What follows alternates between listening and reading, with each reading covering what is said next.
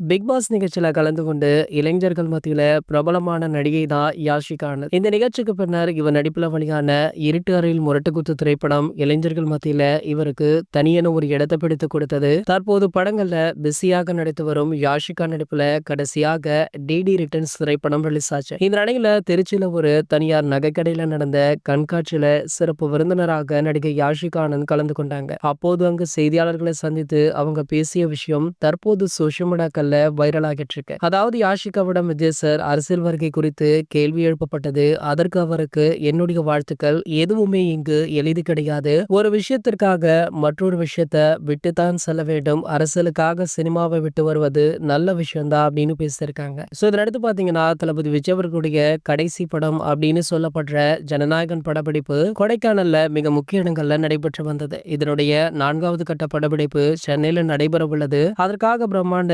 செட்டமைக்கும் பணிகள் ஒரு பக்கம் தீவிரமாக போயிட்டு இருக்கு. 4வது படப்பிடிப்புல இந்த படத்துடைய முக்கிய பாடல் காட்சி ஒன்றை படமாக்க இருக்காங்களா. தளபதி விஜய் அவர்கள் ஒரு சில ஆண்டுகளுக்கு பிறகு மீண்டும் இந்த படத்தின் மூலம் போலீஸ் கெட்டப்ல நடிக்கிறாரு. கண்டிப்பாக பாத்தீங்கன்னா இந்த படம் முழுக்க முழுக்க அரசியல் சார்ந்த படம் அப்படின்ற தகவல் முன்பே வெளியாகிடுச்சு. அரசியல் சார்ந்த கதையில விஜய் அவர்கள் போலீஸ் கெட்டப்ல கதை எந்த மாதிரி இருக்க போகுது அப்படின்னு தெரியாமல் ரசிகர்களுமே ரொம்ப ஆர்வத்துடன் வெயிட் பண்ணிட்டு இருக்காங்க. இது போன்ற சினிமா செய்திகளை பத்தி நீங்க உடனே தெரிஞ்சுக்க நம்மளுடைய தளபதி டாக்கீஸ் சேனலை மறக்காம சப்ஸ்கிரைப் பண்ணிக்கோங்க.